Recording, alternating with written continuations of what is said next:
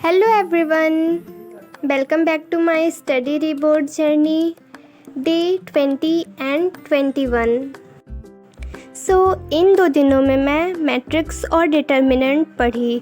दोनों चैप्टर के जितने भी PYQs थे सब सॉल्व की। मैट्रिक्स के कुछ PYQs जो है मैं पहले से कर चुकी थी, लेकिन जितने भी बच्चे थे मैट्रिक्स के उसको भी मैं सॉल्व की, और डिटर्मिनेंट के तो सभी बच्चे थे तो वो सब भी सॉल्व की। और ऐसे ही मेरा एक दिन पूरा चला गया, ये चैप्टर कंप्लीट हो गया। वैसे भी एक दिन में नहीं हुआ, ये 2 दिन में कंप्लीट हुआ दोनों। और उसके बाद फिर मैं सारे क्वेश्चंस, हाँ कुछ क्वेश्चंस में, जैसे कि एक क्वेश्चन जो था मेरा नहीं हो रहा था लेकिन लास्ट में मैं उसे की तो वो भी हो गया था। ऐसे ही सारे क्वेश्चन सॉल्व की। और सही बोलूँ तो मैट्रिक्स और डिटर्मिनेंट चैप्टर तो इजी है।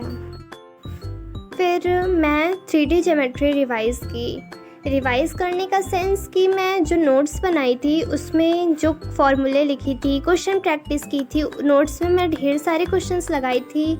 लाइक PYQ भी थे, कुछ PYQs थे जो लेक्चर में देखने पे क्वेश्चंस सॉल्व कराते हैं ना लेक्चर्स में, वही क्वेश्चंस थे, एक्स्ट्रा कुछ नहीं था। तो उसी को मैं रिवाइज़ की कि हाँ वो सॉल्व कैसे हो रहा, उसका मैं स्टेप देखी थी, जिससे कि मैं अगर PYQ सॉल्व करूँ तो क्लियर रहे, सॉल्व करने में प्रॉब्लम ना आए। तो स्टेप याद रहेगा तो फिर सॉल्व करने में आसानी रहेगी। और उसके बाद फिर फॉर्मूले लर्न की। और सच कहूँ तो ना, अगर फॉर्मूले हाईलाइट नहीं होते तो फिर वो समझ नहीं आते, बस ब्लैक ब्लू पूरा एक ही कलर में रहता है, इसलिए मैं फॉर्मूले को हाईलाइट कर दी। वैसे ये भी चैप्टर कुछ खास टफ नहीं है, आप लोग तो जानते ही हैं कि मैं लेक्चर इसका पहले से देख ली थी, ये रिवीजन के लिए था, इसलिए चैप्टर कुछ खास टफ नहीं है। बट हाँ, NCERT इनफ नहीं है इस चैप्टर के लिए, आपको NCERT के बाहर पढ़ना पड़ेगा। मैट्रिक्स डिटर्मिनेंट के लिए हाँ ठीक है, NCERT पढ़ लिए हो गया, उससे ज़्यादा कुछ नहीं पूछेगा क्योंकि वही मेन ही है। बट इसके लिए NCERT इज़ नॉट इनफ, आपको बाहर से तो पढ़ना पड़ेगा।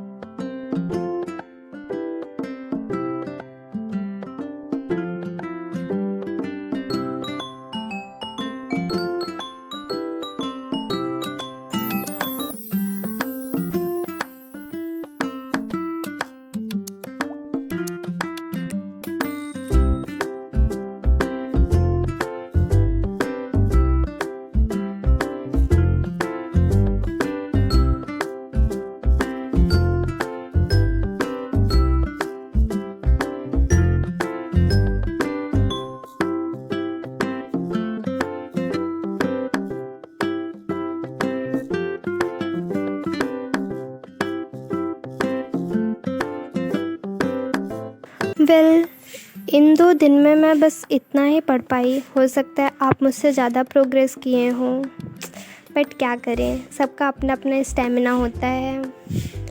चलो फिर मिलते हैं नए स्टडी ब्लॉग में, तब तक के लिए बाय बाय।